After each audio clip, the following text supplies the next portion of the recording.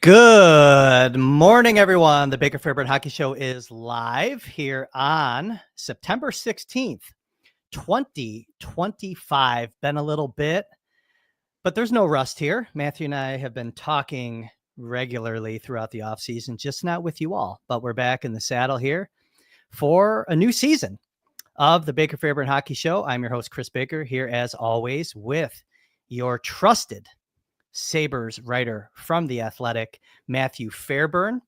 As everyone hops in here on this morning edition of the Baker Fairburn Hockey Show, we'd appreciate it if on your way, and if you could please like this video, subscribe to the Sabres Prospects YouTube channel, hit that notification bell if you're on YouTube so you know when Matthew and I go live.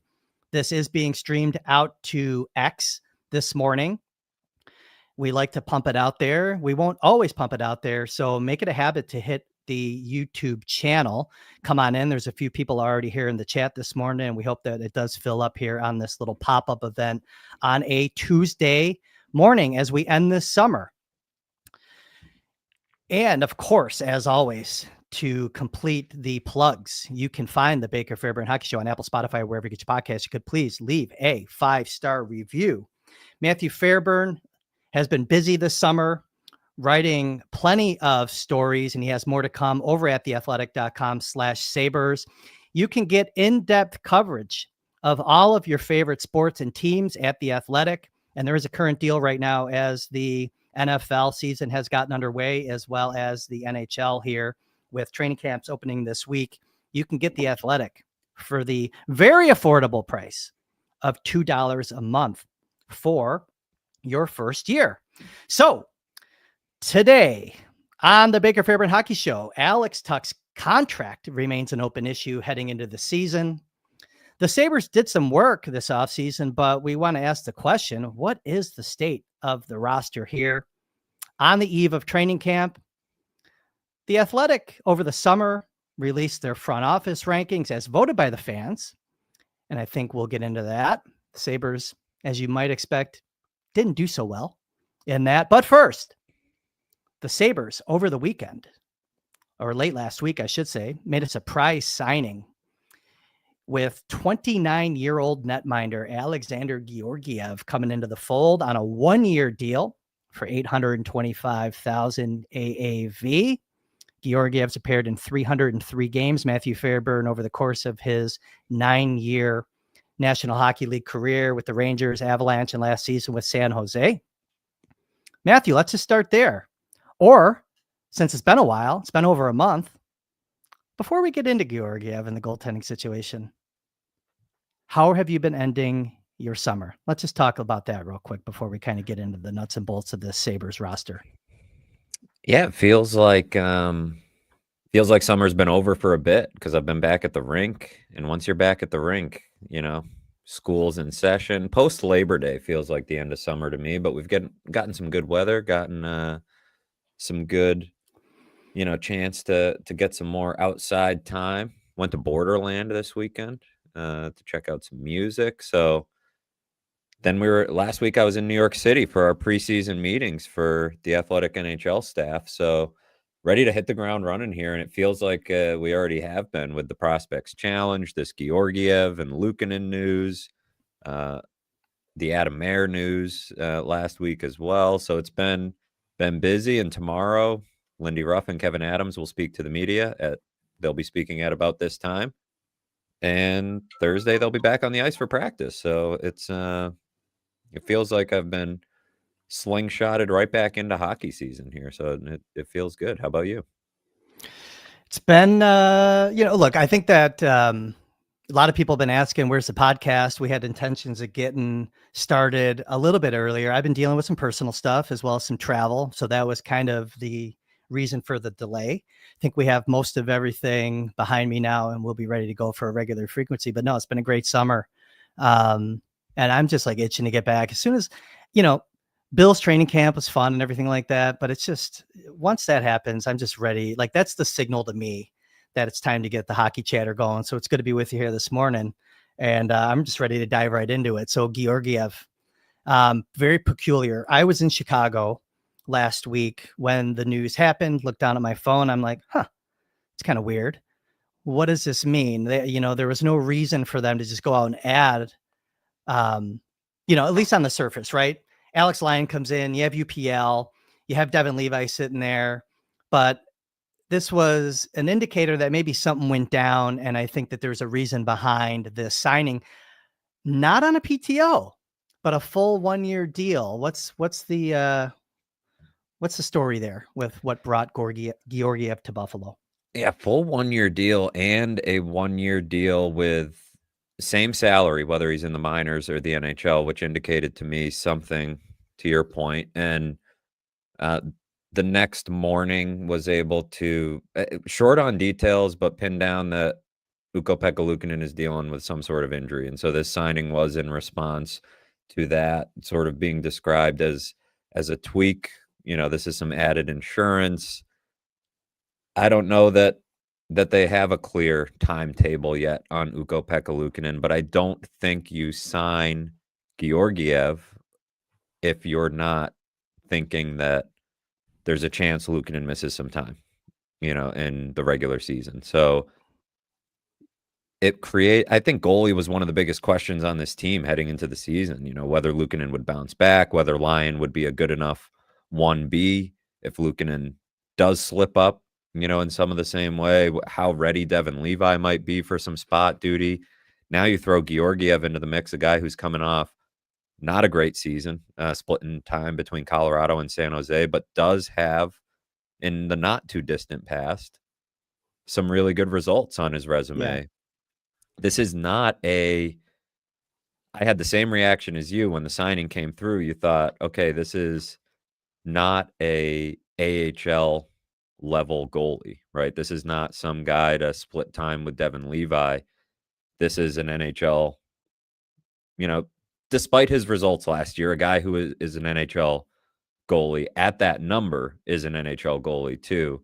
Elliot Friedman mentioned, the other day that the fact that it was above the league minimum raised eyebrows around the league. And obviously the Luukkonen injury pieces together that puzzle a little bit. So it makes one of the biggest questions on the Sabres roster an even bigger one heading into training camp, because it's when will Luukkonen be back?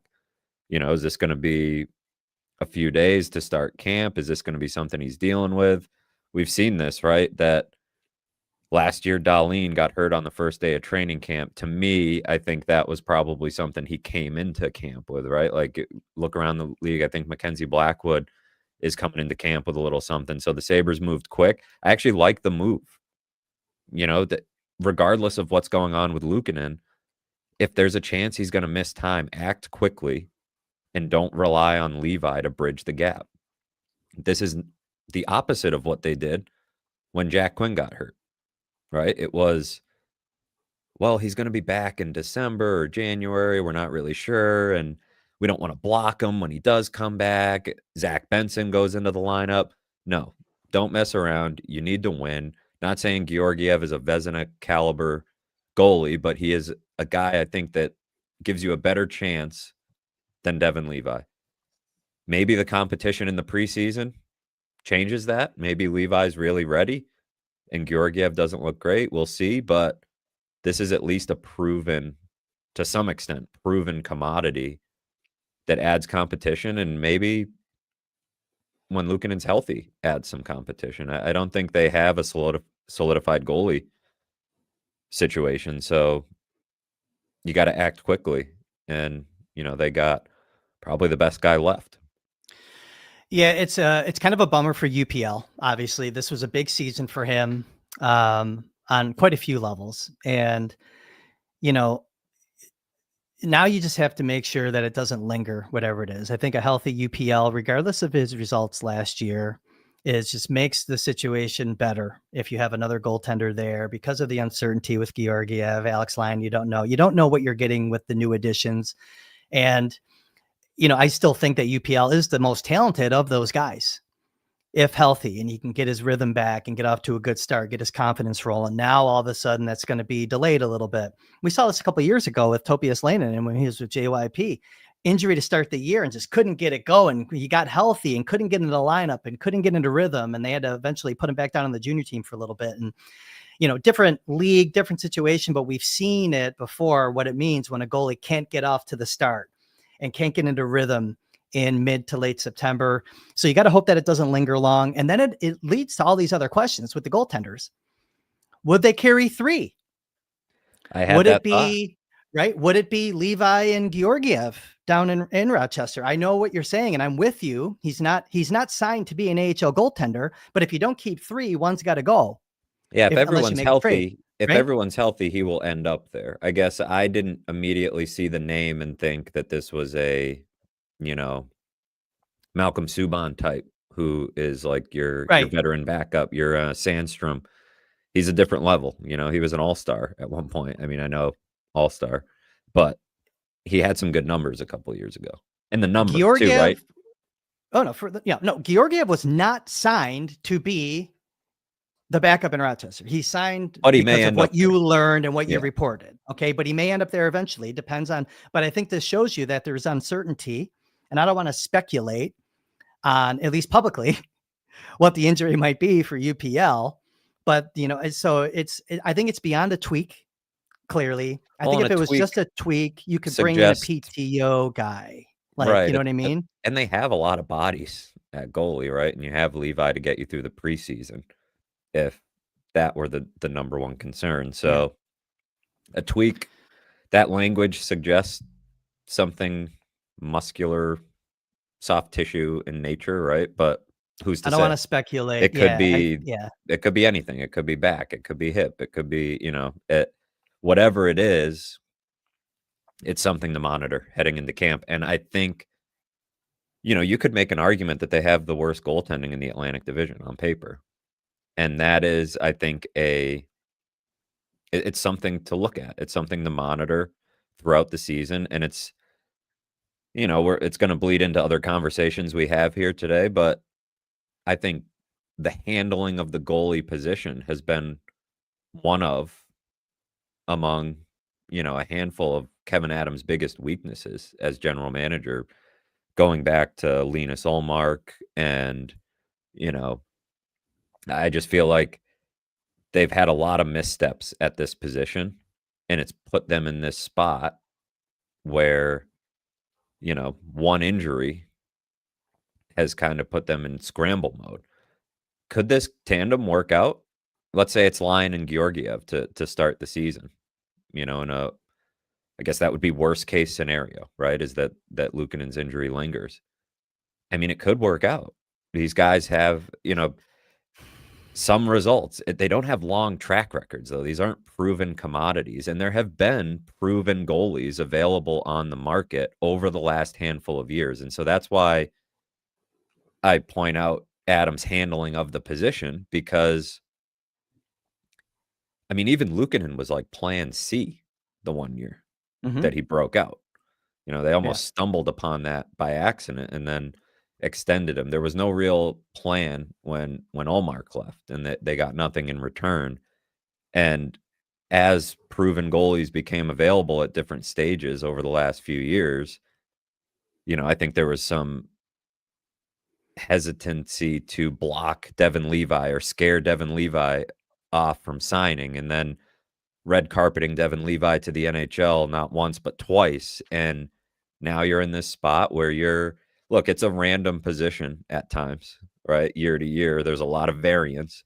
I wouldn't say it's entirely random, because I do think it's one of the most important positions. It's too important. Yeah. It's too important in all to of sports. it's too important to just say it's entirely random, but there is variance in terms of the results year to year. And there is definitely a need for better team defense and structure and how that can tie into all of it.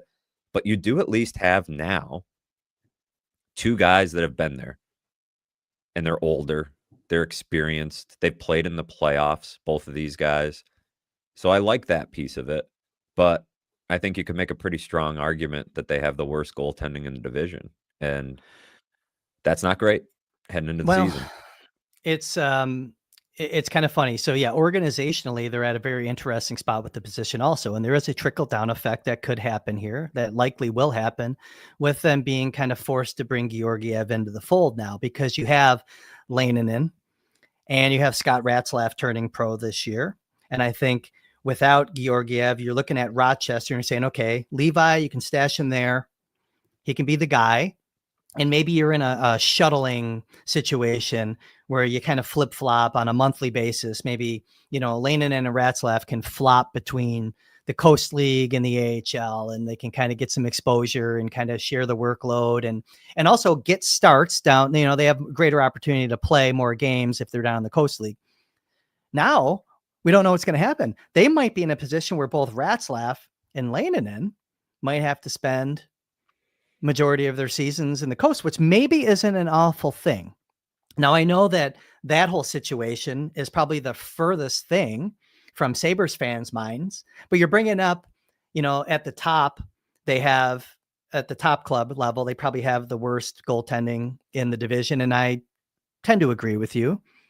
I don't know, without UPL in the situation, I'm having a hard time thinking, I like Alex Lyon. I think he could be a sneaky good signing for the Sabres coming into this year. But if you go into with Lyon and Georgiev, I don't know if there's a team that has playoff aspirations that's gone into the season with that quality or lack of quality at the position. That's kind of your point. So it makes you a little nervous, but there is a trickle down effect, and maybe it could work out, for the younger guys getting more minutes in the Coast, I guess. For a team that's trying to end a very long playoff drought and you're trying to just get in, right?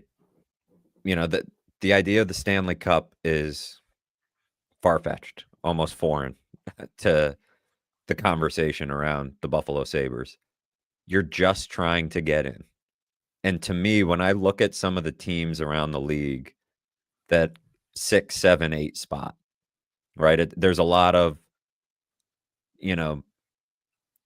thin margins of teams that sneak in. And how often is it, a really hot goalie that can carry you there?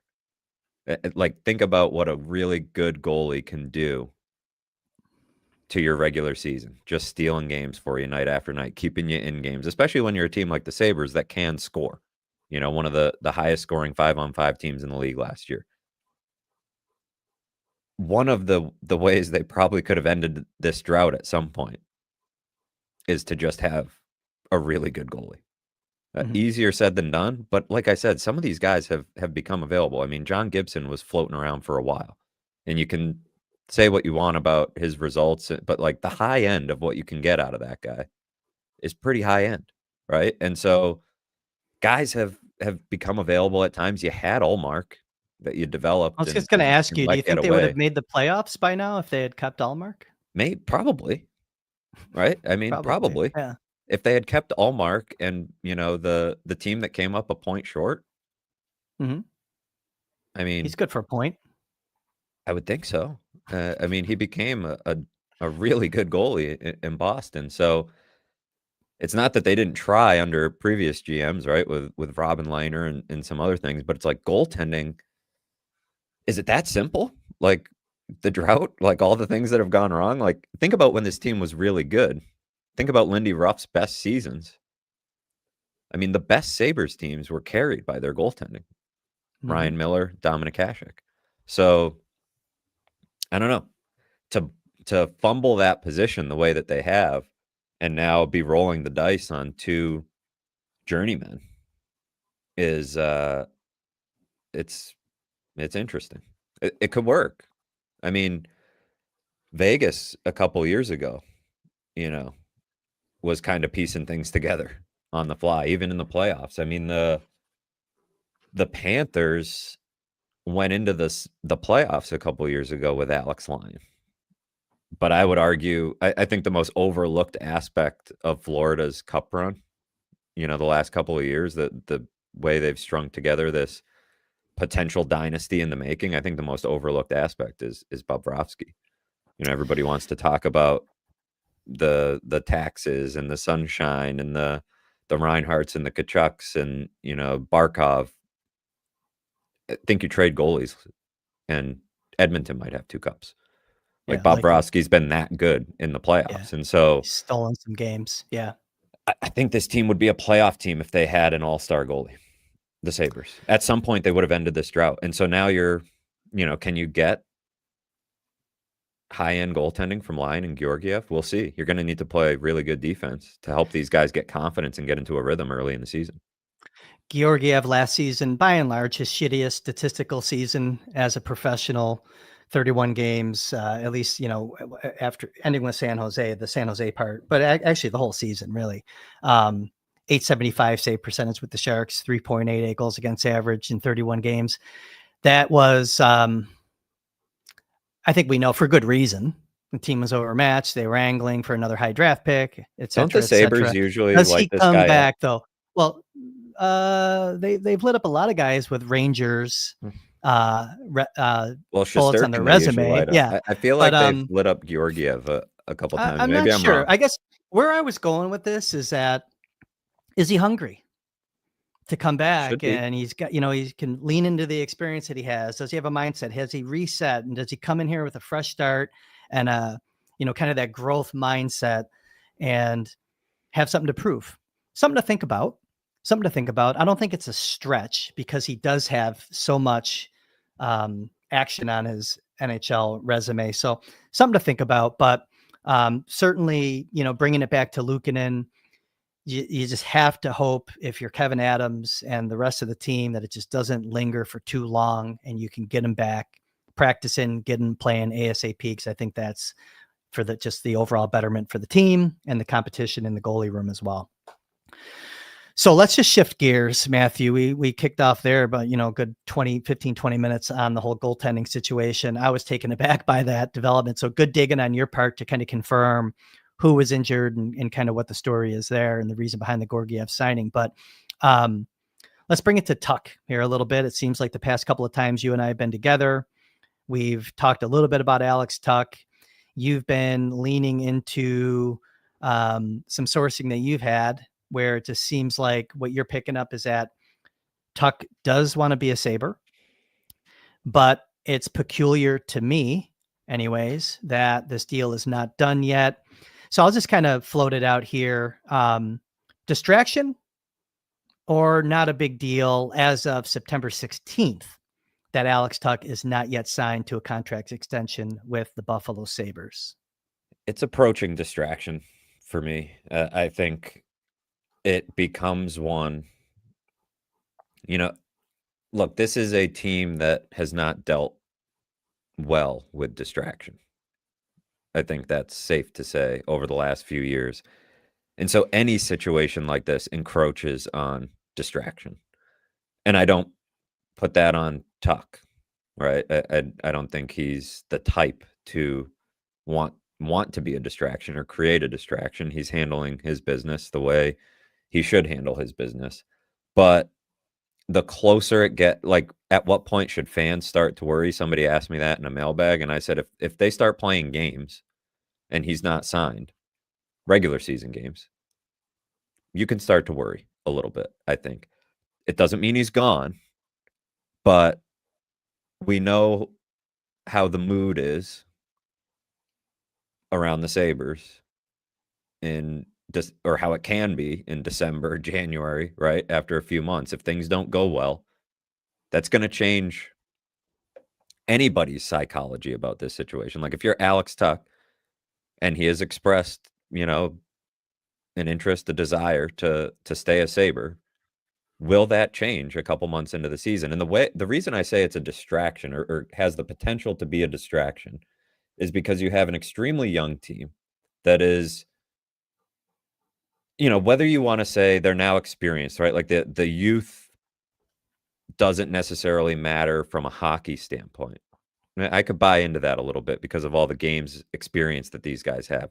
They are still young human beings.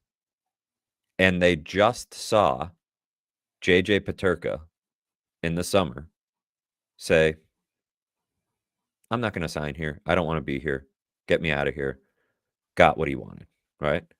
I think the team's better off for it, as I've said, about that deal all the way through. But for your younger guys and for anybody in the room, it's to say, well, it's pretty easy for JJ, right? Like all he did was play out his entry-level contract and then he's gone, right? Like That wasn't part of the plan entering the summer. That was, I think, when they came to a realization that he wasn't going to sign and wasn't going to make life easy, they got, they obliged. If Alex Tuch, Mr. Buffalo, Mr. Hometown guy, if this lingers, if he ends up leaving, like that, it just has the potential to cause things to unravel, I think, in that way, as far as players being bought into being part of the solution and being Buffalo Sabres. Like, if you can't convince Alex Tuch, or if you can't get it done financially, which would probably be the even bigger underlying concern. Like, if you can't pony up for Alex Tuch and find enough loose change under the couch cushions to get this deal done and pay him what he's worth, because you have no leverage, right? He's coming off his best season, and you need him in the locker room, in the community, from a PR standpoint. Like, everything about Alex Tuch gives him a massive amount of leverage. If you mess that up, who's next to want out? Yeah. I mean, signing Alex Tuch to an extension to me is the equivalent of grabbing Zach Benson by the scruff of his neck and throwing him on the bus long term. Right. Or even, what does Tage Thompson think? Right. And then the real doomsday scenario is like, what does Rasmus Dahlin think? Now, this is all assuming like Alex Tuch not only leaves, but he leaves in part because the team is going south again. Then what? You're picking up the pieces again.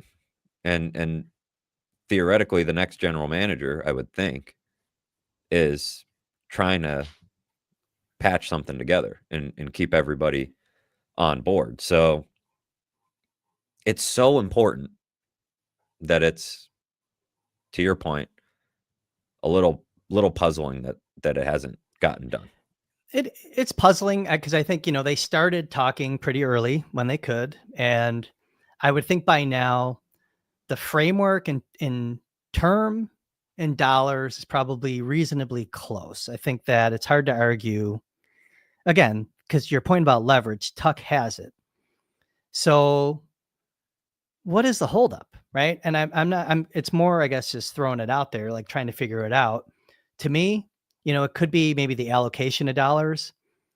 I think there's something maybe to that. I would think right now that the framework, if Tuch wants to be here and he said what he wants, there's precedent with deals that have already been consummated by the Sabres. He's not going to get Dahlin money, and he should come in north of where, Cousins and Thompson were, just because the cap's going up, right? He should be the highest paid forward.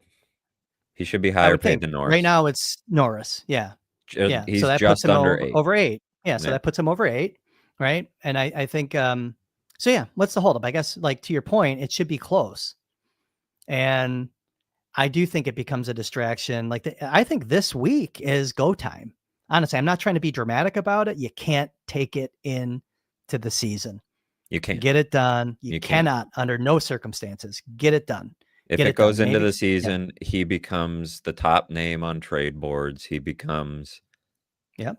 Teams already ask about him all the time, right? You see his name pop up because teams call, and they need to put an end. He's too important to the locker room. Rasmus Dahlin is the captain, but Alex Tuch is, in so many ways, shoulders a lot of that responsibility, and is the guy that. He's just the guy that pulls it all together. And he's such a strong presence in the community, and he's just such a good player. He's such an important piece of what they do. I mean, the other piece of it too is that, he's the centerpiece of the Jack Eichel trade.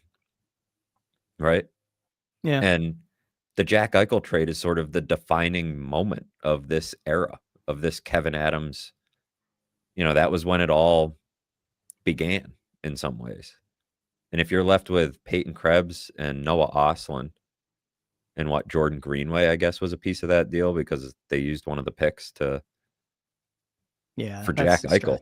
Yeah. But I mean, that's a tough look, and I guess whatever you get for Tuch, but then, are you trading him? Are you riding it out and trying to get it to July 1st to talk him back into it? All these random hypothetical rabbit hole conversations, they don't want those to be happening. And they don't want their young, impressionable locker room. You mentioned Benson, Kulik, these guys. What about Kesselring and Doan entering the final year before they become RFAs? Right? They start to wonder about the vision, I feel like, when you can't get this guy done. So yeah, I'm with you. Got to get it done before you start playing real games.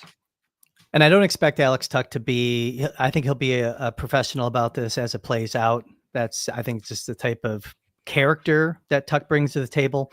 Sabres did have their golf tournament yesterday where the players usually join a foursome. I'm told a lot of players actually weren't there. Tuch did not play, but he was on site, spent some time at CCB for a little while. So that's encouraging. Heard Lindy was out there playing some golf yesterday. They had to kind of scramble and get some guys to fill out the foursomes just with some of the players not available for various reasons. But hey, we are over 30 minutes into the show. If you could please, as always, first of all, thanks everyone for hopping in here again on a morning edition of the Baker Fairburn Hockey Show today. Like the video, subscribe to the channel. In the comment section, I was thinking about this too. This would be kind of a good one for the comment section, kind of a little trivia action.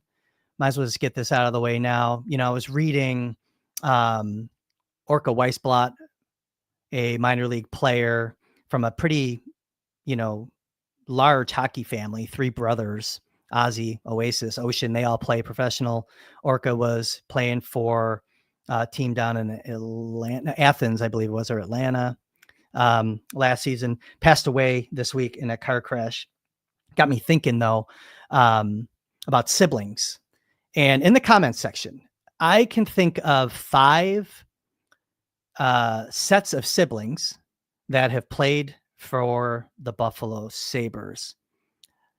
If you can go not in the chat, but in the comment section on the YouTube video, I want to see if anyone can get all 5 without looking it up. Don't cheat. That's no fun.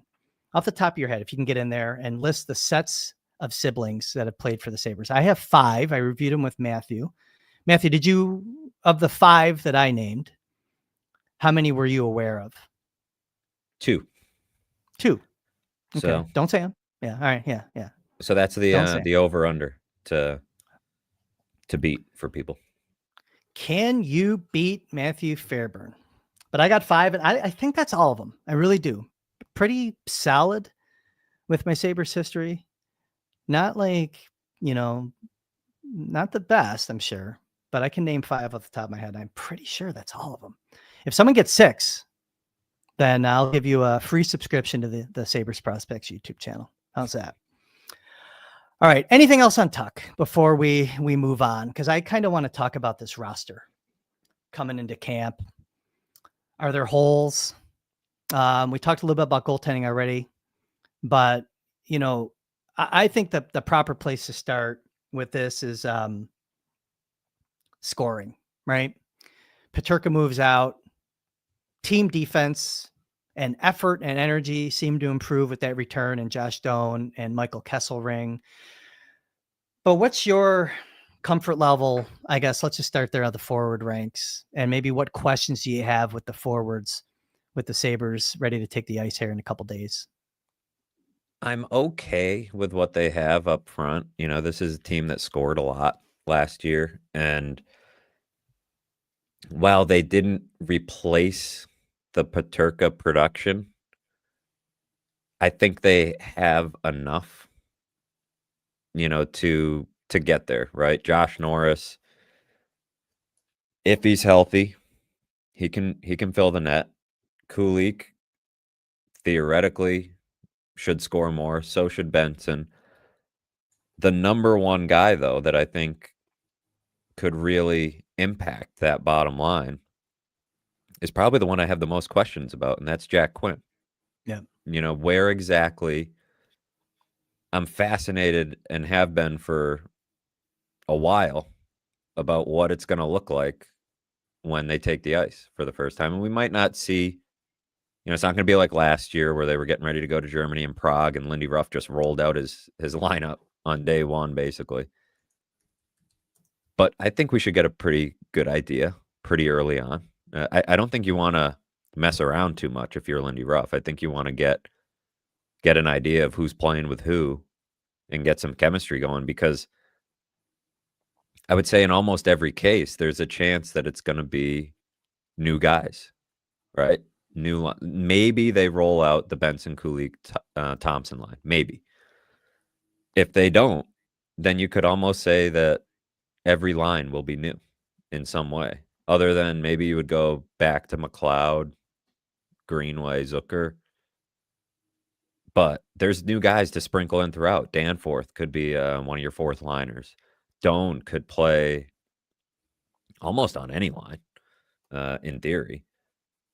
You've got, Norris, I would consider new, right? He only played 3 games. And so guys are going to be getting used to playing with Norris. So the forward lines are definitely the number one fascination I have heading into camp, but I do like the overall group of pieces that they have. I just question, like we did at some point in the summer, like, where does Jack Quinn fit?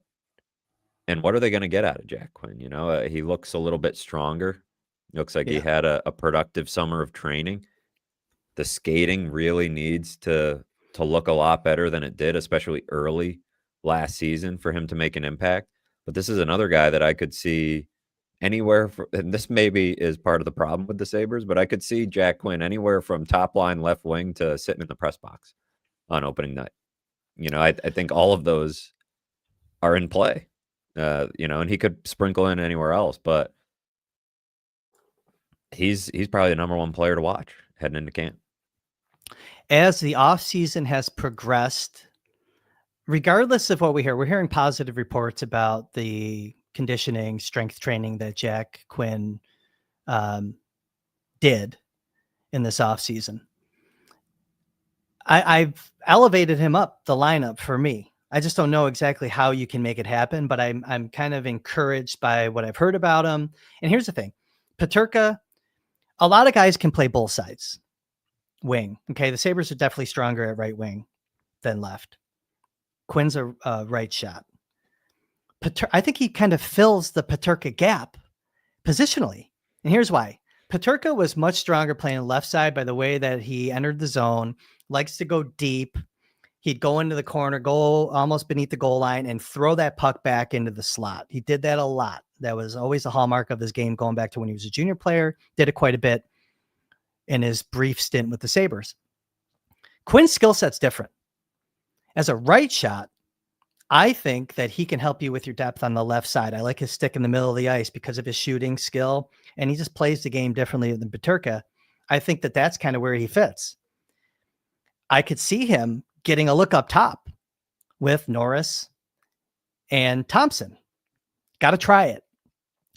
I like Benson with Thompson, though, and that's the problem, right? And as I look at the lineup, I keep thinking, I like Zucker and Tuch opposite each other. You could throw Kulik between them. That might work. But you got to keep an eye on Zucker. Zucker had a great season last year. Can he repeat? I'm not sure he loses a step necessarily, but Zucker would be really good on a line with McLeod. That middle, like that third kind of, that third layer of your offense. And maybe Quinn can provide some pop offensively there on that second line with Tuch. I look at that. I like him on the left side, though. I think I'm putting him there. I want to see how he does on that off wing. I just think it makes a lot of sense. Coming off the boards, cutting to the middle of the ice. He likes to kind of do that stop and pop, get to the middle of the ice, release the shot. I don't think it's locked in that he's just going to be on the right side, I guess is kind of where I'm going with this. He's the guy that you can kind of move around, Swiss Army knife, see where he has some chemistry, and see if he can earn his spot up the lineup. Because to your point, I'm not as radical where it's like I can see him in the press box. But when we started sketching this out, this is my Post-it note from July. I still have it here. I didn't know where the hell to put him. Now I'm ready to kind of really start him up top and let him see if he can stay there. I think he's too talented a goal scorer to be in the press box. But I say that to say, if he starts the way he started last season, it won't be long before he's up there, because you do have some viable options, whether it's Benson, Zucker, Doan, guys that can. I mean, I don't think you would want Greenway up there, but they've done it before.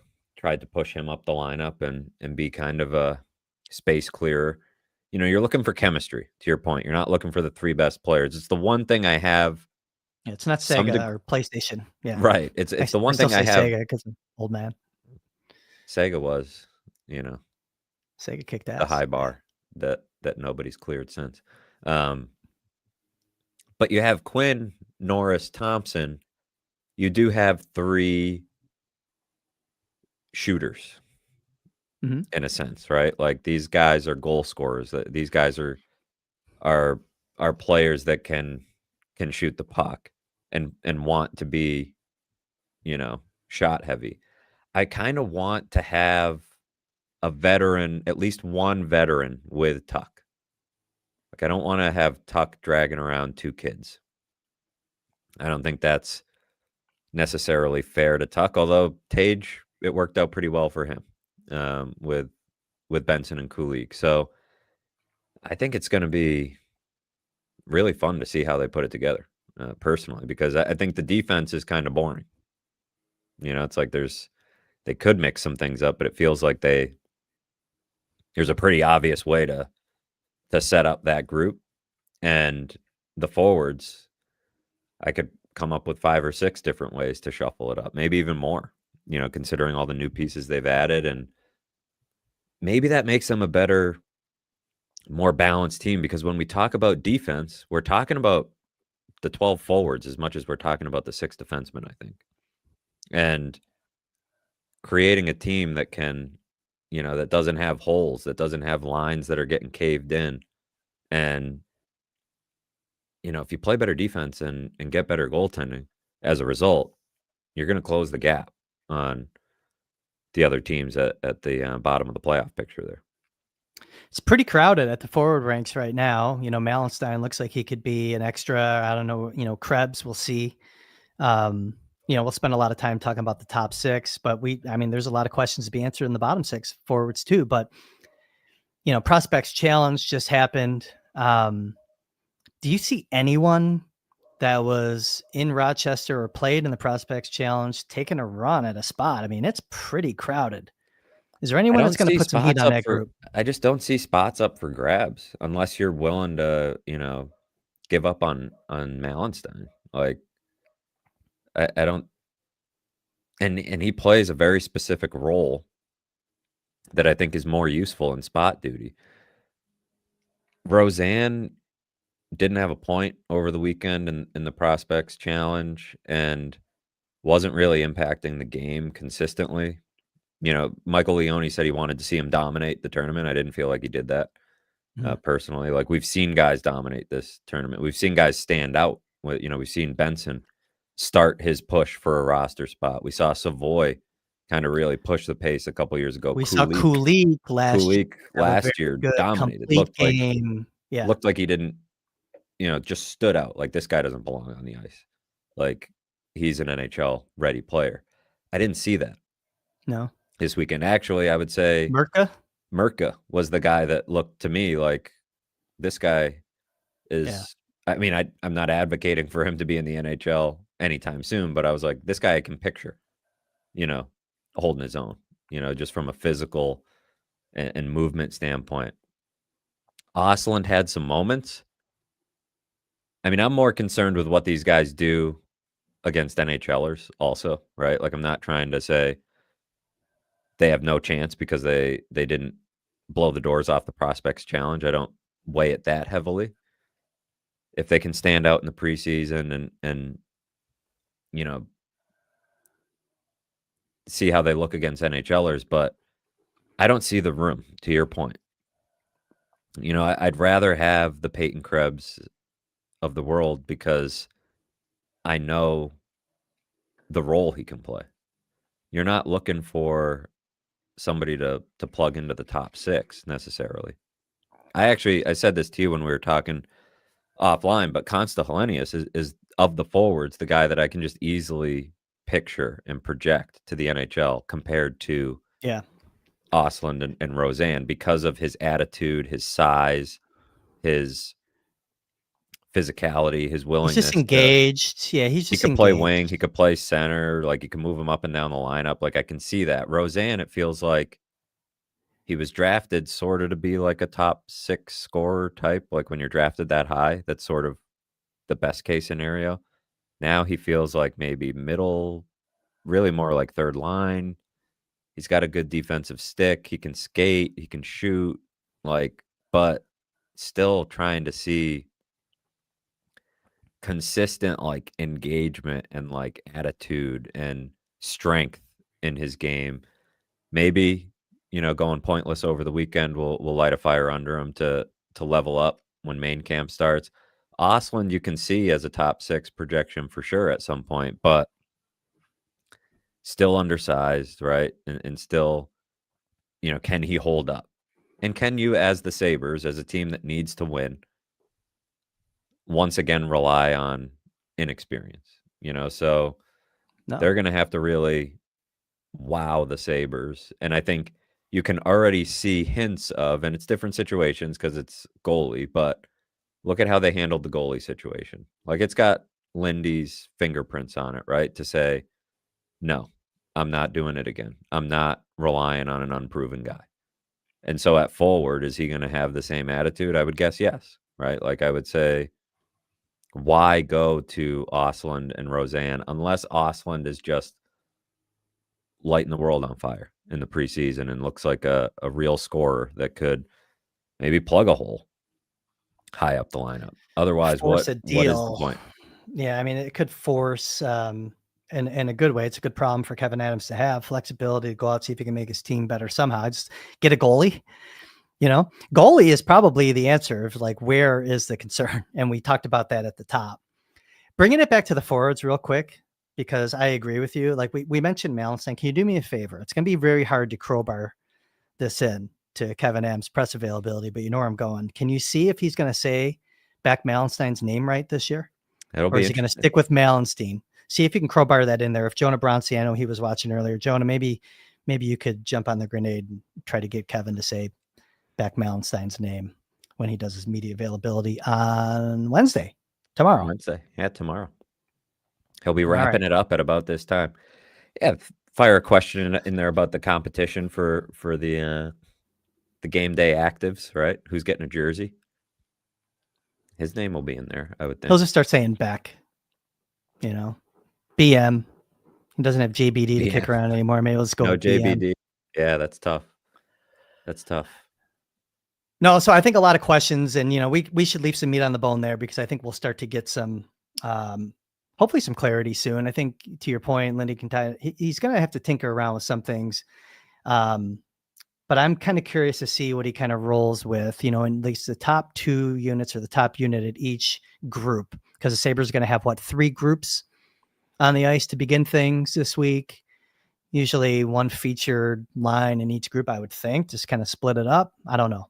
Well, I think they're going to have the first 2 groups will be the bulk of the experienced guys, whether it's experienced Yeah, and then a NHLers Rochester group. Yeah. and some Rochester guys, and then your third group will be like other Rochester guys and like junior guys, right? That are so I would I think would Merca's going to get some play with the big dogs. So I think he will. I think it would be good for his yeah. development. I did ask Leone yesterday. I was curious and might need further clarification here on whether he's eligible to be in Rochester. Leone thinks he is.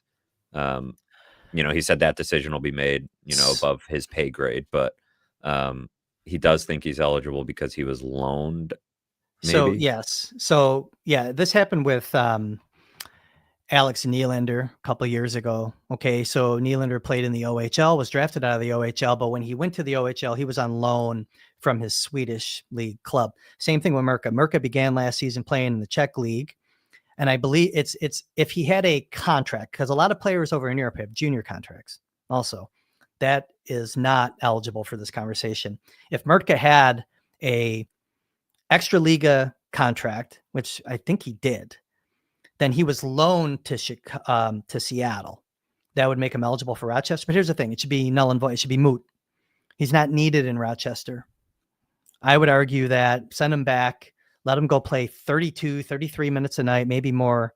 With Seattle, they're going to be an improved club this year. Just let him go back, be the man, do the World Junior gig, and just shift the attention to, 2026, 2027. If you want to Leone make that play mentioned for Rochester, they don't to need him.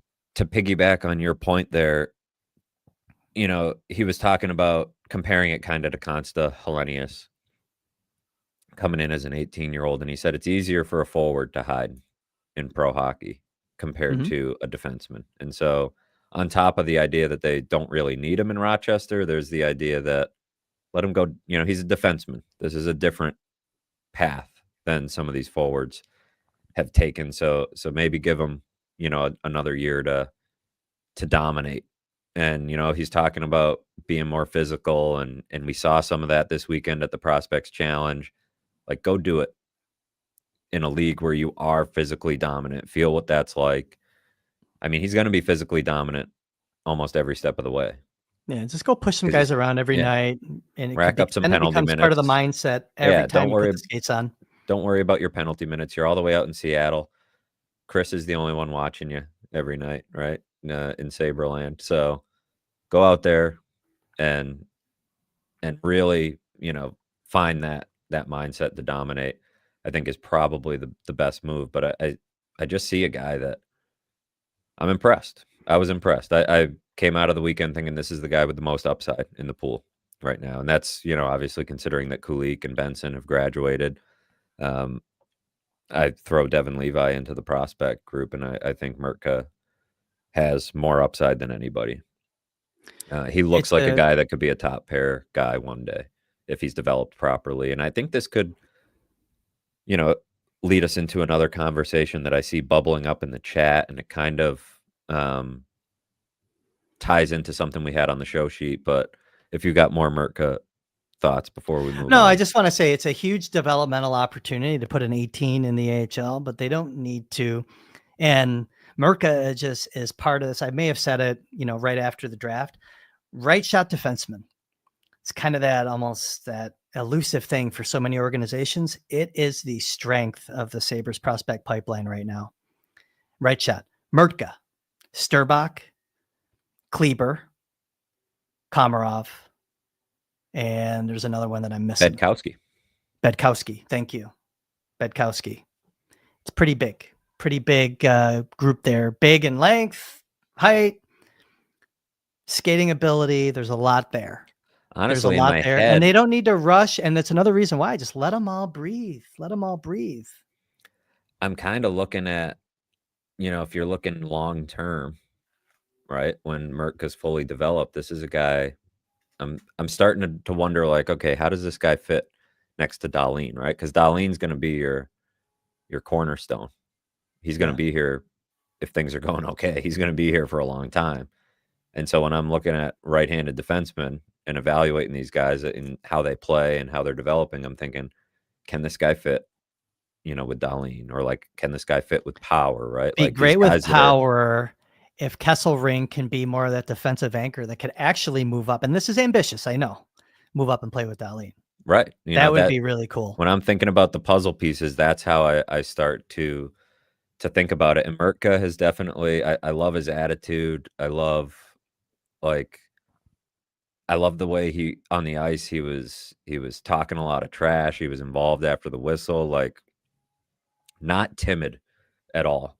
And I think that there were, I would say, questions in the pre-draft process, like, how physical is this guy and how nasty can he play? And I just see I'm not comparing him 1-to-1 to this guy, but when you see him in that setting, because he's so tall and so much bigger than everybody, he's kind of got this in terms of the nastiness, I can see Big Z a little bit, like, in the way he was pushing guys around. Tyler Myers. No, I can see because he's wearing the number. He's wearing the Myers number. He had some Zdeno Chara-esque moments with the gap in size, like pushing guys around, kind of talking trash to guys, where you wouldn't necessarily see Chara, like, he wasn't looking for fights and complete, like, he was just kind of like standing there, ready for it. and ready to use his stick. And I mean, we're talking about one of the greats of all time. So I'm not saying that's going to be Mertka, but like that's the model I think for him to follow as he's developing. When you're that big, you got to use it. I mean, it's the big conversation we have with Owen Power, right? He is that big and he doesn't really use it. So like the fact that you can see some of that nastiness already is a good sign, considering it was a question in the summer. Zdeno Chara wishes that he could have skated as well as Mertka does at a similar age. And I don't think Merka's got that shot. I'm more so saying, some of these he's got to work on his shot. These young guys that he was pushing around, that he should be pushing around, right? When he's got like 6 to 8 inches on some of these guys, it gave me some of those vibes in this setting. Whether that projects remains to be seen. So I watched all his games. So they had their Five Nations tournament right before he came over for the Prospects Challenge. So he played big minutes. Well, they kind of spread it out, but he was out there in all the key situations for the Czech under-20 team. So they had Sweden, Finland, Slovakia, and Switzerland, and he was doing exactly what he did at the Prospects Challenge in those games, bringing his stick up after the whistle, getting up under guys' chins, being very forceful and assertive in the corners, pushing guys around. So I think that, to your point, he's starting to really unlock that physicality that it sounded like he used to play with a lot when he was 14, 15, 16 and took a shit ton of penalties and had to dial it back. And now he's just like, okay, I'm going to just go back to playing a man's game. Well, that changed. I got drafted. I can now be myself again. Yeah. Yeah, that changed my mind about him at the combine when he gave that answer. I thought, okay, like that makes sense to me. Like that, I get it now. And it's different than somebody saying, yeah, I'm working on that. I'm really trying to bring that out. He was like, no, I tried to do that and I kept getting penalties. So I had to, stay out of the box. But all right, if you want me to do that, I'll do it. And we saw quite a bit of it. And he has to continue it, right? Doing it at the Prospects Challenge when you're all full of energy for your first tournament is different than consistently developing that attitude. But I do see just kind of a no BS approach to this guy, and I like it. So we're almost an hour in. We had a couple other things on the sheet that we could, of course, table. I'm not excited to sit here and talk about the Athletics fan rankings of the front offices in the NHL. We can get there. You had mentioned, though, that you saw that there was something bubbling up in the chat. So as always, the show is fluid. It relates to that. Where were you going? It relates to that because there's a lot of, we're talking about Roseanne and Osland and these guys, and there's a lot of talk. I could pull up a few of the chats, but there's people asking about the drafting of Kevyn Adams. And now that we're starting to see the record come together a little bit, it ties into that fan confidence thing. He ranked 32nd, and the owners are lumped in to that to an extent, right? Certainly in Buffalo. You can't talk about Kevyn Adams without talking about Terry Pegula. But the draft record is interesting, I think, because for a while that would have been something that people, I think, were feeling pretty good about. And they've had a lot of high picks. He's gotten to pick number 1 overall once. He hasn't gotten to pick top 5 at all, right, outside of Power. So these aren't super, super high picks, but, top half of the first round in a lot of cases. Kulik looks like a good pick. Finding Peterka in the second round was pretty good. He's gone, obviously. So, but the assets you get back matter to how you're building your team. Quinn, I think we'll see. Roseanne, we'll see. Not overly promising at this point for a 14th overall pick. Osland is still, we'll see. Savoy got you McLeod, so a piece of your NHL lineup. Savoy hasn't gotten to the NHL Savoy yet. Played very well for Edmonton in their rookie tournament. They had a game against Calgary, and you know who else showed up? Played very well for Edmonton. Mariala, goal and an assist, and they were raving about him. Not shocked. But go ahead. Sorry. But yeah, I think the track record in drafting is not perfect. And I think it's also a development story as well, right? It is if you're a draft and develop team, which is what they have to be, right? They're supposed to be a draft and develop team because they can't attract free agents or they're on no trade lists. That part of his job should be put under the microscope. And he's had a lot of picks also, right? Like he had 3 first-round picks one year. So development is as interesting a piece of it to me as the drafting. Everybody's going to miss draft picks. Happens all the time. You look at the first round of the NHL draft every year, there's misses all over the place. And it's always hard to pinpoint, I think, especially when you're drafting 18-year-old kids. Was this a draft miss or was this a development, a poor development situation? And I think the development part is a big piece of the conversation right now because their director of player development is on administrative leave following his arrest for allegedly driving while intoxicated with 3 children in the car. So he's facing some very serious charges. They already had a small development staff. Tiny. You now have Tim Kennedy and Zach Redmond, and Seamus, of course, is doing but he does goalies. So you have Tim Kennedy and Zach Redmond essentially as your development staff right now. And for a team that is so focused on drafting and developing and internal growth, that's eye-opening. So it's all part of the same conversation to me. I'm just curious how you feel, as I would say the foremost expert on the situation, about the draft track record and how that bakes into the fan confidence. Does Kevin Adams deserve to be 32nd? I mean, it is what it is, right? Fan confidence is fan confidence, and they haven't done much to inspire. But if you were ranking them in terms of competency, maybe instead of fan confidence, would 32 be fair for this Pegula Adams combo? Yeah, it's tricky, right? So on the drafting, I mean, that's only one piece of the puzzle, to your point, and it's under his watch, so he's ultimately responsible. But really, this is the more of a reflection of Jerry Fortin and his team than it is Kevin Adams. They've rushed so many damn guys up so early that they didn't complete a lot of these guys' development either, which is one thing. It's like they didn't really complete the journey with some of these guys. I can speak to it like this, I guess. Like, I've seen a change in their philosophy. If you just look at this past draft, they drafted more for character and roles and not just skill. It seemed like they were always going for skill really throughout. I think that it's really hard to judge because I think they've got so many guys that are going to be in that college game where we don't know if they've unearthed some late round gems yet. Like Zelenov's just going to Wisconsin this year. He could be an interesting player. Luke Osborne, great find. Going to college this year. He's going to be a few years out. Sturbach's going to play. He was a relatively high pick.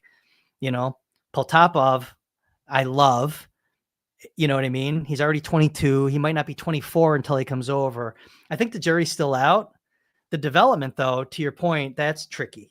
And again, though, jamming guys in early, putting Hellenius in there at 18, there's some benefits to that. But is it the right move? It's hard to say because all these guys are different. It was a mistake. I would argue that it was a mistake for Nylander going back. I know that's not Kevin Adams is going back historically with these young guys because they brought so many of them over. Young. Kizikov. Young. Brought him over too early. He's already back in Russia. I don't know. Noichev, I don't know, right? It's like, we'll see. I think that they were so, like, developmentally, like, I think they were so eager to bring him in that they made some mistakes along the way, bringing guys over too early when they could have let them breathe, fester, be kids. If you're comfortable having guys like Brody Zemer and Sturbach and these guys stay in college and become men and lead teams and play a modified schedule, develop your body, why were they so damn fast to bring Kizikov over? Like, that's why Poltapov's doing it right. And that's on him. Because I bet you they would have made the same mistake with him. Poltapov's saying, no, I want to stay.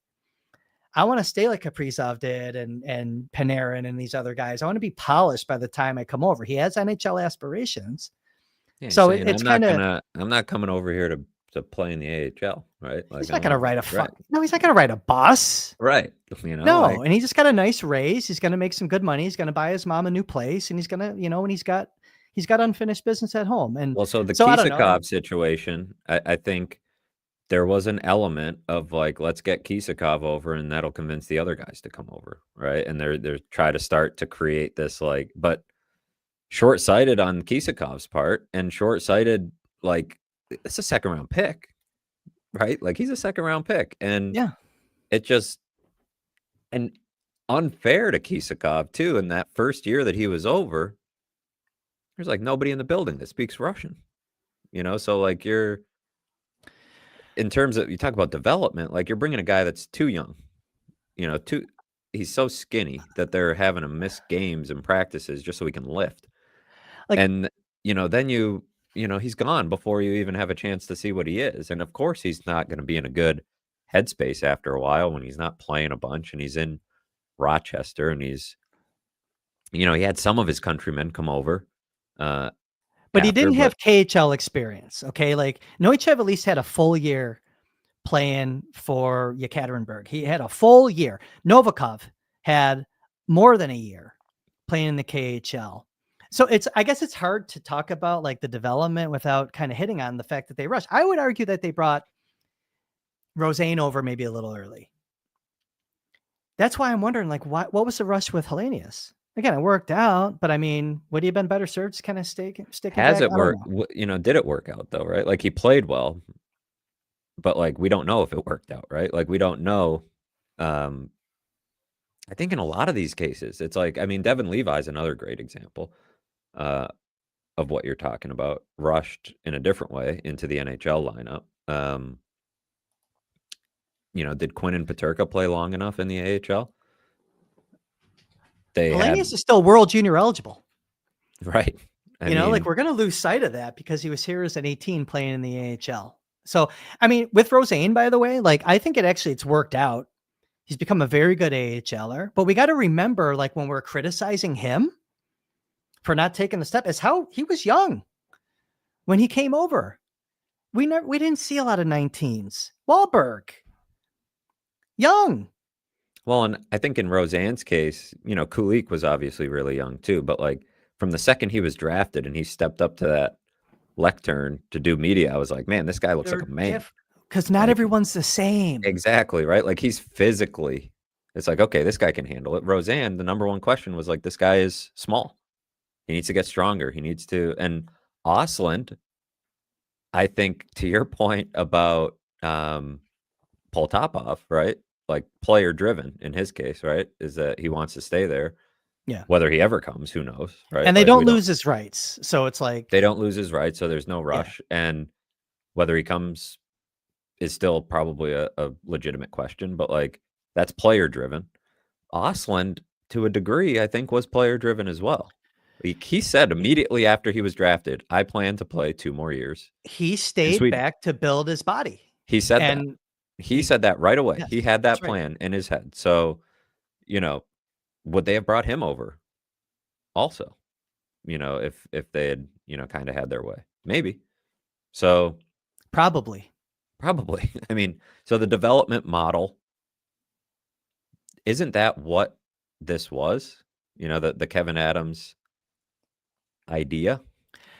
Well, Matt, I say this all the time to you. I don't know if we've said it on the show. Human development does not accelerate because your team sucks.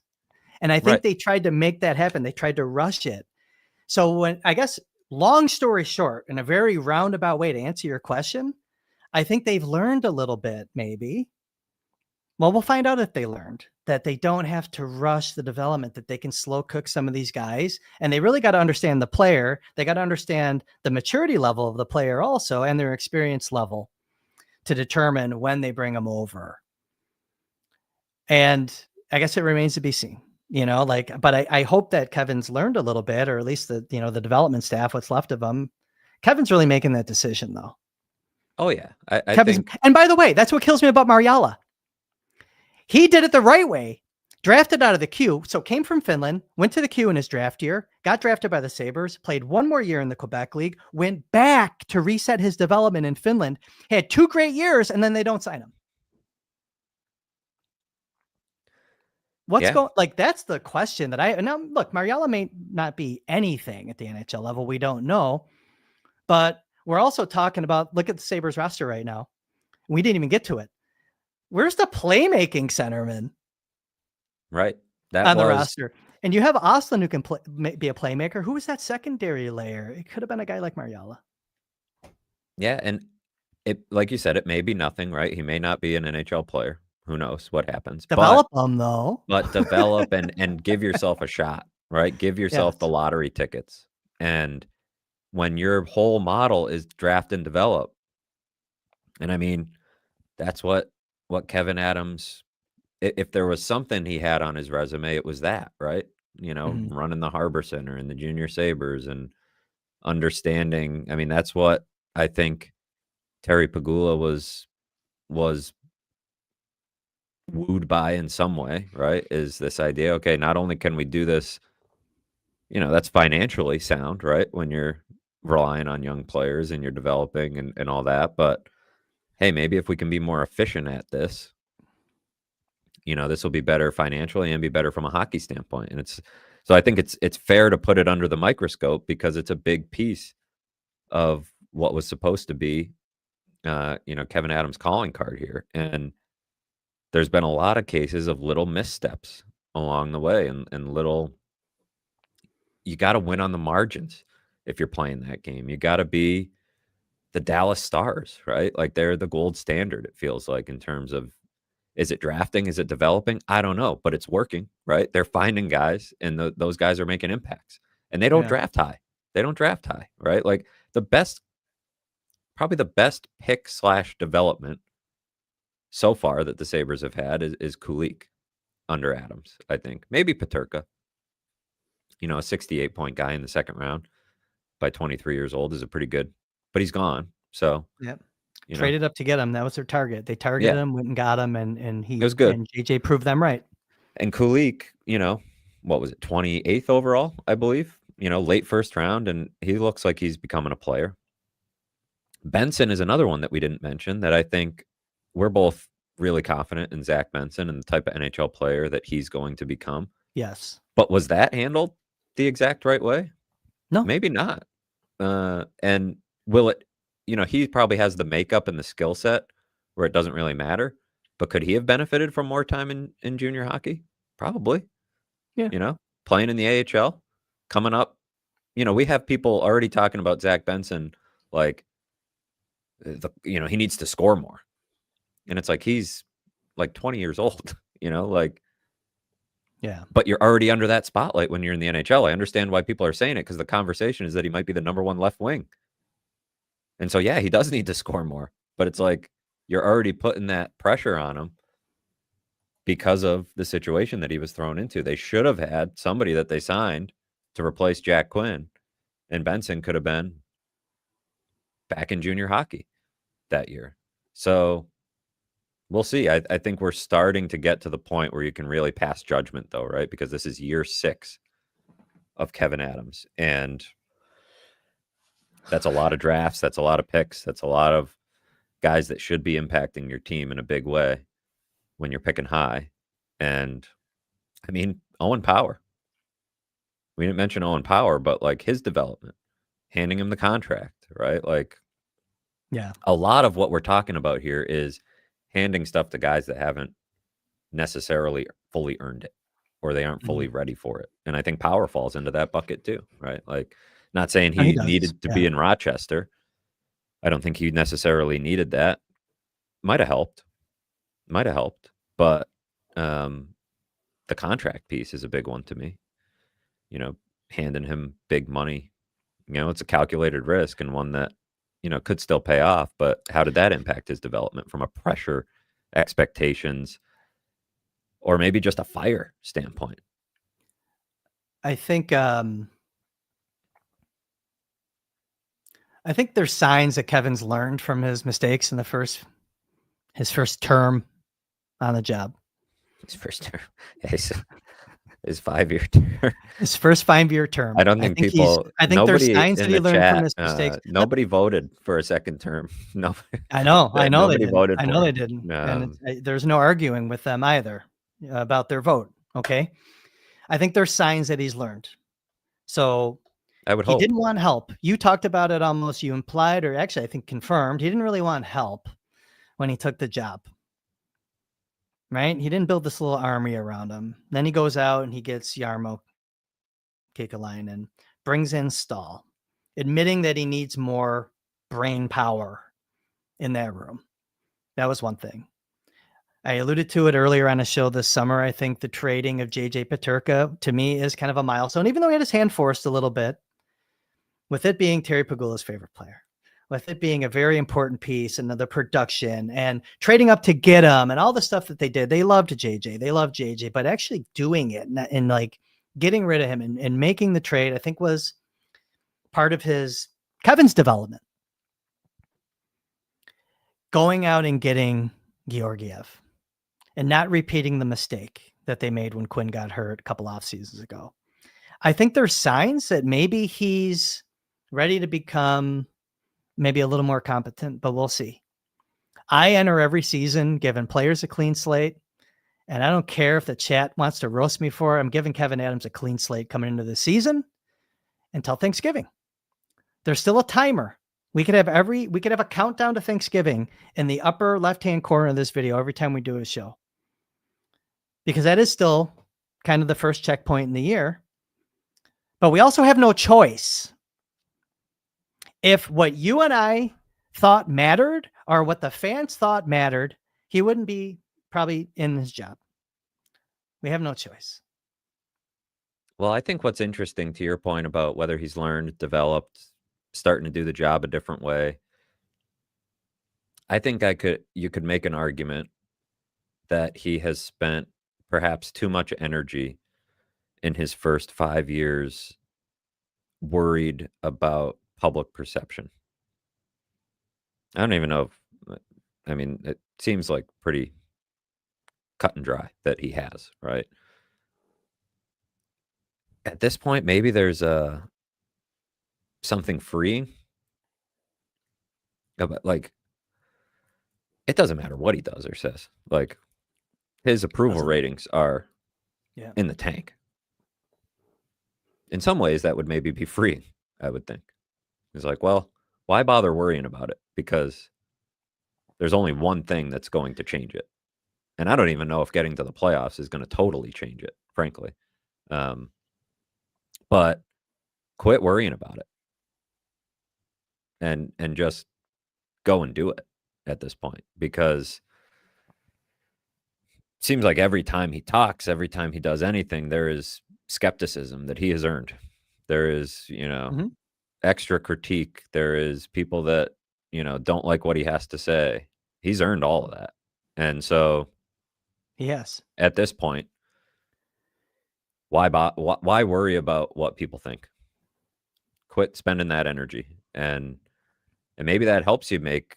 How many times has he gone up there and talked about a move that was almost made, or this, or you guys would have roasted me for this? Or it's like in the back of his head, like, get it out of your head and just go and do the job. And I think Jarmo probably helps with that, because that's a guy that probably took his fair share of criticism and made the moves anyways, right? And Lindy, I don't know if that guy cares one iota what Kevin had no experience in the job. He was on the job training, probably too long. Okay, way too long training program that he was in. And he was executing. He wasn't set up for success with the economic, efficient. What's the other one? Economic, efficient, effective. Okay, that's why I forget it. That's why I forgot it. And lost. I don't think he was set up to succeed. I think that there's learnings, maybe even at the ownership level. I can't speak. But even the way that he maneuvered through the Peterka situation, trades for Bo Byram, admits that they don't have a plan. It was just amassing talent. You could argue that he actually went kind of like we were talking about with the draft. They drafted for roles. You can see it. They got speed, checking, tenacity. Melvin Navani is a dog, Kuharczyk might not be more than a defensive center who can pot a few goals here and there, but they know they can play the game in a smart way. I think that he did well there, kind of assembling more of a team. I don't know. Hope springs eternal. Maybe I'm drinking the Kool-Aid. I don't know, but I tend to think that he's learned something. I mean, yeah, of course he has. You can't go 5 years without learning something. I would hope. I mean, some people do it. I mean, it happens. I don't know. I completed 21 years with the same company. I can tell you, there's people that don't learn things in a 5-year period. That's true. So I would hope Kevin Adams learned. Hey, look, clean slate, right? Like, I'm all right with that, but maybe we'll get together tomorrow afternoon and see how that slate looks, right? Because, like I said, he has a tendency when he speaks to not inspire a great deal of confidence. Yep. But Lindy Ruff. I'm not disagreeing with any of this, by the way. I'm not. I'm just saying, like, No, I from a know. mindset, it's because here's the thing. The front office is what it is. Kevin's job performance has been what it's been. The players, like, not only needs to get these guys together, it's like major league, man. F it. Let's just go win. Let's just do it for ourselves. Block out the noise. Block out whatever perception is of their senior leadership team. Just go out and do it for each other. Yeah, block out the fans. What even, it takes. Right? Block out. That's what it's going to take. Block out the attendance or winning the white noise in the arena. Winning the building back. Winning the fan base back. Trying to sell out. It's going to be an interesting march to the home opener. They've been hawking tickets pretty hard over the summer with some deals. Are they going to sell out the building on opening night? I think is going to be an interesting over under. Yeah, what's the over under? I don't know. I mean, they were throwing in the home opener into a 10-pack, and they had a $25 deal for the home opener. Home opener is usually a layup sellout. It's against the Rangers too. So can I throw an idea out there just off the cuff? Like, if someone in the chat or watching the show is going to be at the home opener, you should send Matthew a note. Yes.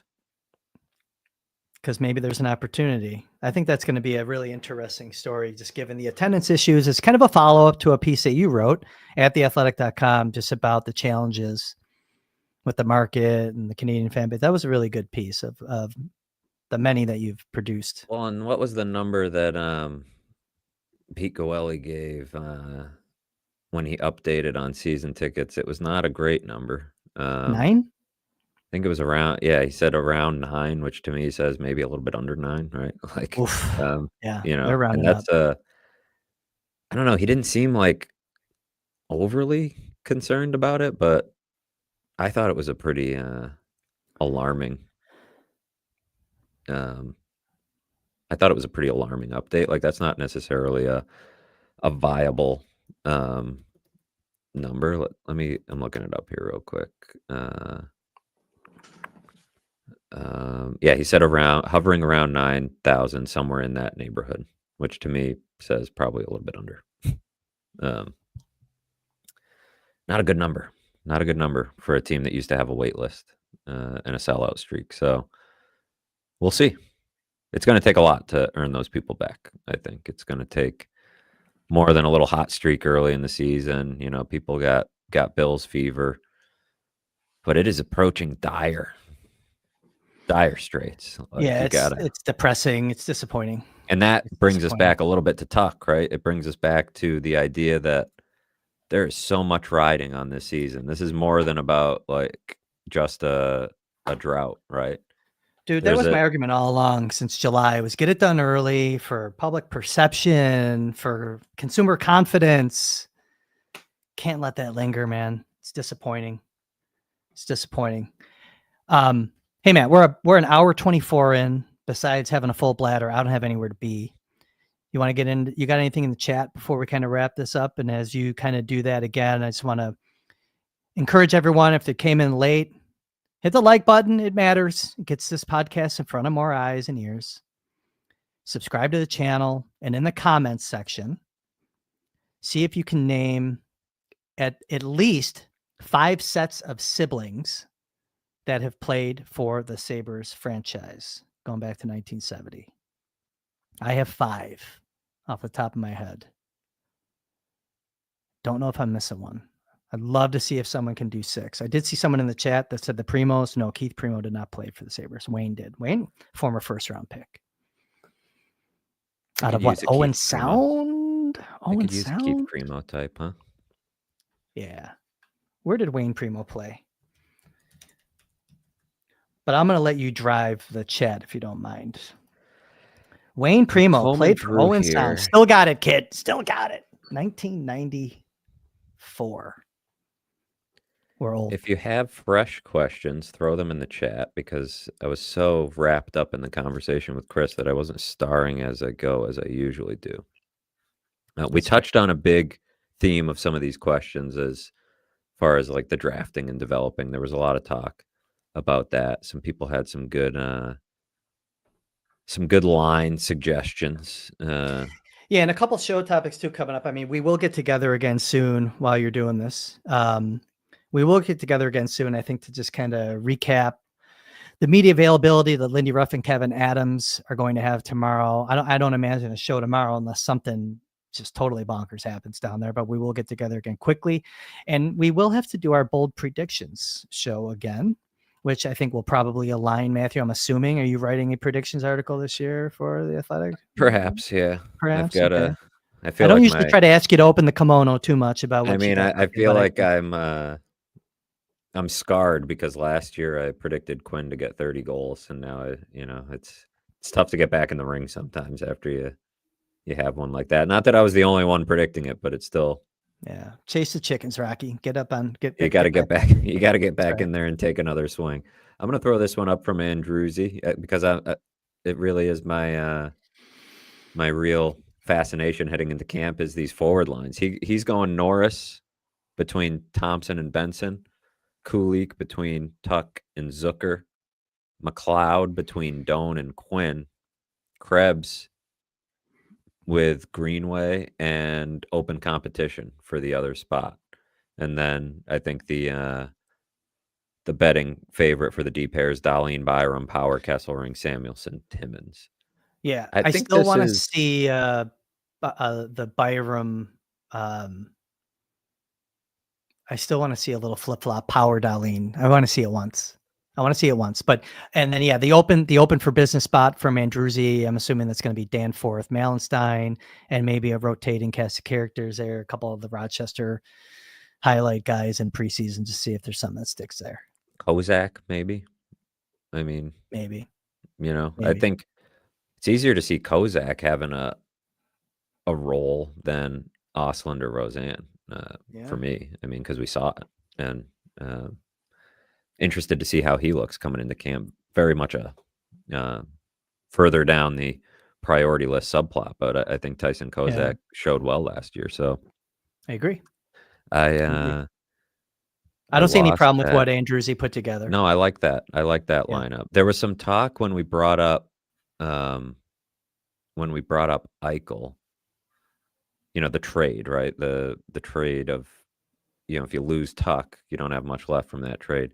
I don't know if this got misconstrued or what, but there's a lot of people saying that, Eichel's far better than Tuch, which is, I don't know if I misrepresented my view there, but yes, I feel like they've probably already lost that trade. But if you lose Tuch, it is much worse. So Steve from 13th Legion put me in my place there, which is good. Let's see if we got some new stuff in here.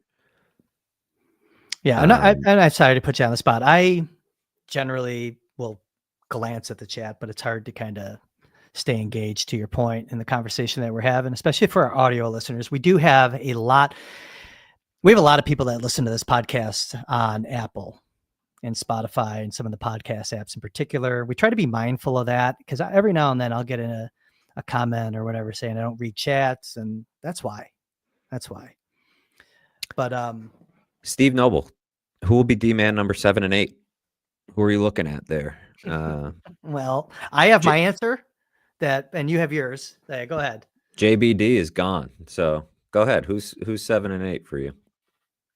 Ryan Johnson should be 7 on merit.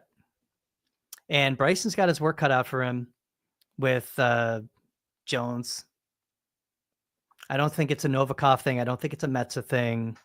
Let those guys, serve their roles.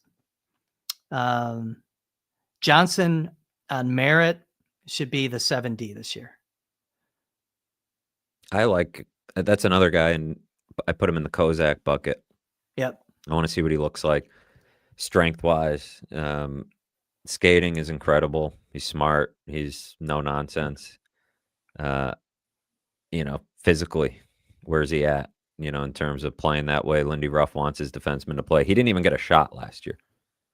He didn't even get a look, really, it seemed like. So that might have been good, too, to our further conversation about rushing guys. He got a chance to, stick in the AHL and play quite a bit. So interested to see him coming into camp. But Zach Jones is another one. I think JB's got his work cut out for him.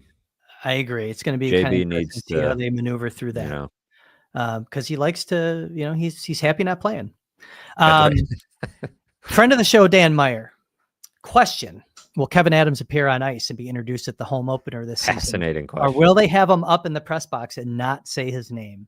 Fascinating. Do you have a take on this? I think that just from a, running a business perspective, you have to put him out there. It's lose-lose. It's lose-lose. Yeah. What's your It's take lose-lose. though, other than do you have a prediction for it, or are you just going to sit back and kind of wait and see? I don't know what they're going to do. It's a great question, Dan. It's such a good question. It's such a good question, and something that I have thought about. I mean, I am fascinated to see how they handle that. I think most teams introduce the full staff, right? And if they're you almost have to introduce everybody or nobody, right? And so I guess that would be my thought, is it's got to be everybody or nobody. And if it's everybody except for him, I feel like that is worse than him getting booed. That's my opinion. Like, I think it's worse if you hide him. But he probably did not he got booed last year. Maybe he got the lighter crowd. You just try to sneak that in. Do real quick. Do Lindy right after, so people, don't want it mistaken. I don't know, but it's a good question. It's a topic of fascination heading into opening night. It really is. There's a question here, and there's a couple. Bronstein mentioned this. Dan Meyer mentioned this. Paul Rosato chimes in. Fairburn has an alternate captain sweater on because you got your A for the Athletic. For those not watching on YouTube, where is Baker's C sweater? And I grabbed this off my chair. Baker's C sweater is right here. There you go. You should have had that on. I should have had it on. I should have had it on. That should be our uniform. That brings up an interesting point. What do you think they're going to do with the letters? No change. You think Samuelson will get one? No. Oh, no. You're right. Yeah. No, I think that I think it's Darlene. I think it's Tuch. And Thompson. And just go 3. I'm changing my stance a little bit. I was thinking Zucker for some reason, but they don't need to do that. Although Zucker's here for 2 years, and you could, and Zucker was very honorable dealing with the press, and I thought he was a good quote, even on his exit interview with the press at the end of the season. I thought he was very good. That implies that he's probably like that with the young players in the room, but I don't, it's the old thing. You don't need a letter to lead, and I think they'll probably let that one lay. I think Lindy Ruff had the excuse last year that he didn't really know the team, and so he was a little wishy-washy on it, thinking maybe he'd develop a couple of leaders in Cousins and Samuelson. But, yeah, I don't think you mess around. Certainly you don't change the captain, right? And Tuch and Thompson are far and away the most deserving of having the A on their sweater. So Thompson's hungry, man. Chip on his shoulder from the snub last year for the Four Nations. Wants that Olympic thing. I think there's a mental thing with him getting a letter on his sweater. or Jersey. Sorry, I know they're not Sweaters anymore. I'm old. But I think there's something mental there by investing in him with that letter this year and really rolling with it, and becoming that leader, becoming more of a vocal leader for this team. I think there's something to him winning in the spring.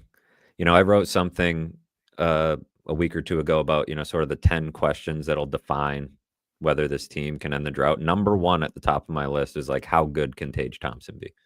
Because I think in the NHL, your best players just drive the bus, right? You get there on the strength of your stars. Like, is he a 90-plus point guy? Like, can he start to take over? Can he play a complete game?